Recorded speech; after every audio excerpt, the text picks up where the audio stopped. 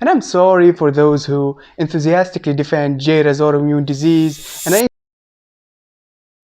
hundreds and thousands of years, ladies and gentlemen, and we the human species haven't yet managed to agree on any particular subject. I mean, from countries, territories and boundaries to potential existential events, and even whether to put first the milk or the cereal. I mean, for whatever reason, we tend to disagree on everything until that moment eventually came and Will Smith did the unthinkable in the Oscars. Keep my wife's name out your fucking mouth! Okay. And from that moment, the whole planet, all 7 billion of us, came to the agreement that Jada Pinkett Smith is our unified enemy.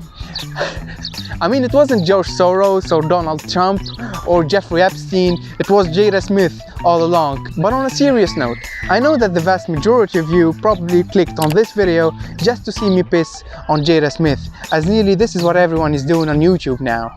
But believe me guys, as much as I would love to do that, I am not going to. In this short video, I'm going to strictly talk about her medical condition and answer the questions. Is Jada Pinkett Smith really going bald? Does she have alopecia? And do I pour milk before putting the cereal? And as much as I would love to spend the next half hour talking about someone's hair in this unusual melting heat, I would rather go back to my research laboratory, aka my apartment, and finish there the research effectively. God be my fucking witness, I will never record in a kid's playground ever again in my life.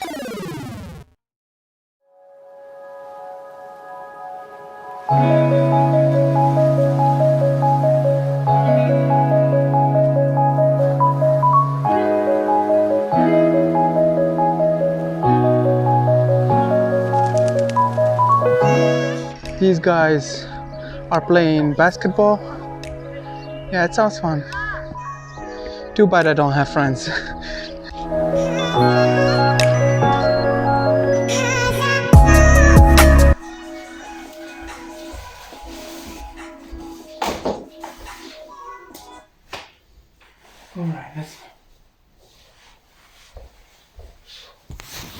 To do the research, we needed a couple of things.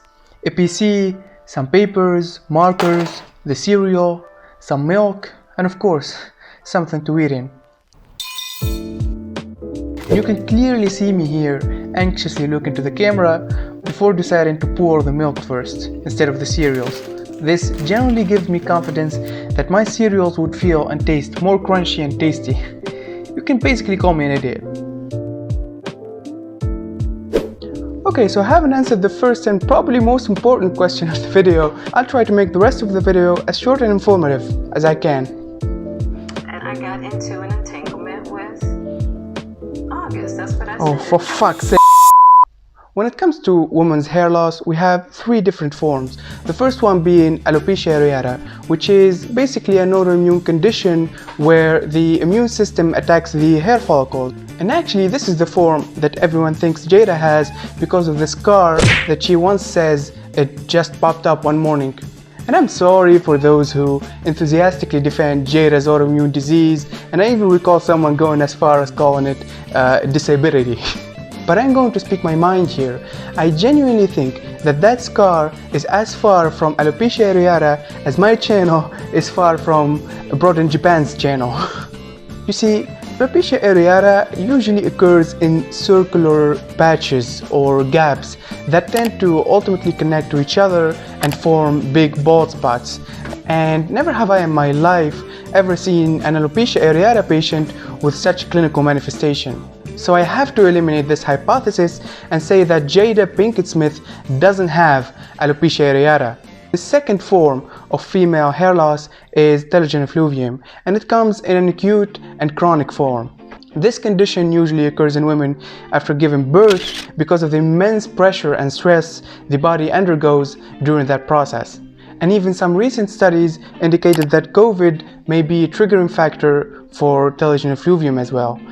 But I have to eliminate this hypothesis as well, as Jada first came forward about her hair loss in early 2018.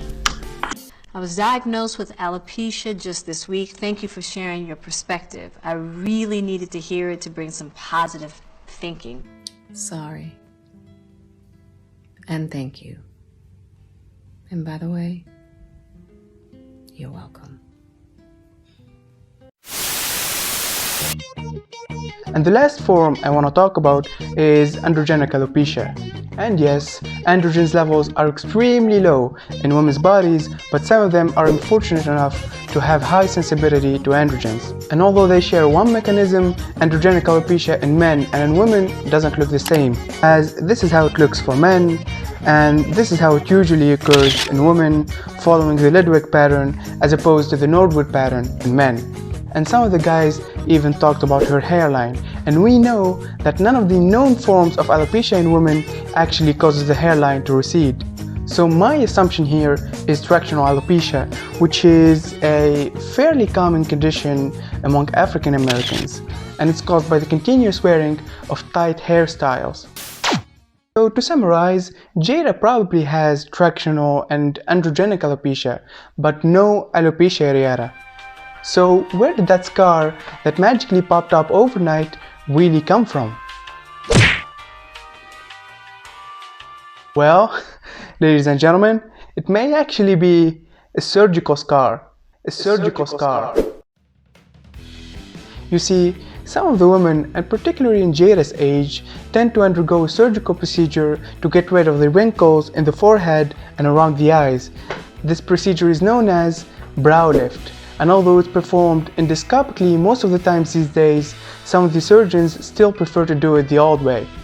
And what a coincidence, ladies and gentlemen. The coronal incision done in this procedure is in the exact same spot as the scar supposedly caused by alopecia areata in Jada's head. But wait a minute.